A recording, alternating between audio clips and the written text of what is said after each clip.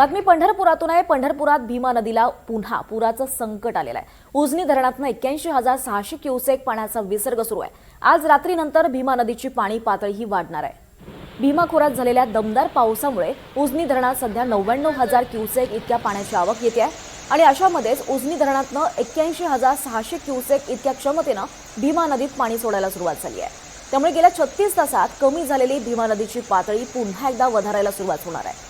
सध्या पंढरपूरच्या पात्रात 55,000 क्युसेक इतका पाणी साठा आहे आणि अशातच उजनी धरणातून सोडण्यात आलेलं पाणी आज मध्यरात्रीनंतर पंढरपुरात पोहोचायला सुरुवात होणार आहे। त्यामुळे उद्या सकाळी पंढरपूरला पुन्हा एकदा पुराचा धोका निर्माण होणार आहे। अशातच वीर धरणातल्या पाण्याचा विसर्ग सुद्धा नीरा आणि भीमा नदीत सुरू आहे। त्यामुळे नदीच्या पाणी पातळीत मोठी वाढ होईल आणि परिणामी भीमा नदीकाठच्या नागरिकांना सतर्कतेचा इशारा देण्यात आला आहे।